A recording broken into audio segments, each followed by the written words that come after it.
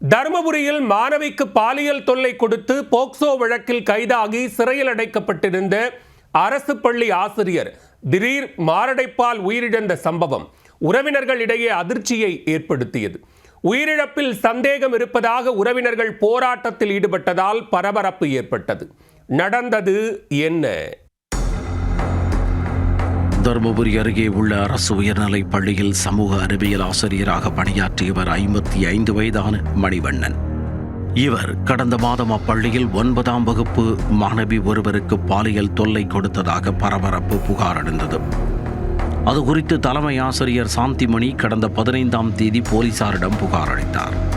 புகாரின் பேரில் தருமபுரி அனைத்து மகளிர் காவல்துறையினர் போக்சோ சட்டத்தின் கீழ் ஆசிரியர் மணிவண்ணனை கைது செய்து தருமபுரி மாவட்ட சிறையில் அடைத்தனர்.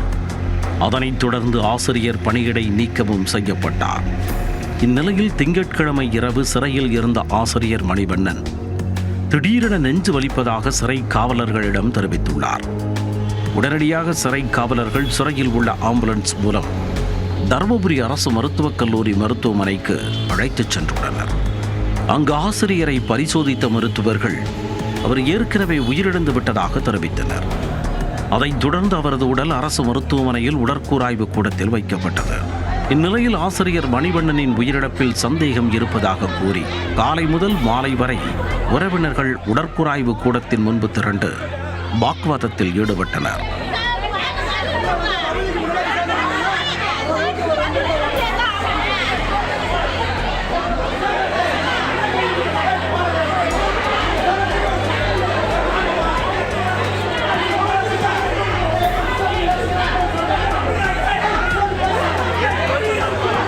இந்த கூட்டத்தை கட்டுப்படுத்த அதிகப்படியான காவலர்கள் குவிக்கப்பட்டு பாதுகாப்பு பணியில் ஈடுபடுத்தப்பட்டனர். உயிரிழந்த ஆசிரியர் நீதிமன்ற காவல் இருந்தவர் என்பதால் தருமபுரி குற்றவியல் நடுவர் நீதிமன்ற நீதிபதி நேரில் விசாரணை நடத்தினார். சிறைச்சாலையில் ஆசிரியர் மணிவண்ணன் நடந்து வந்து ஆம்புலன்ஸில் ஏறும் சிசிடிவி காட்சிகளை ஆய்வு செய்த அவர் அதை உறவினர்களிடம் காட்டி விளக்கமளித்தார். இதையடுத்து உறவினர்கள் ஆசிரியர் மணிவண்ணன் மாரடைப்பால் உயிரிழந்ததை ஏற்றுக்கொண்டு கலைந்து சென்றனர்.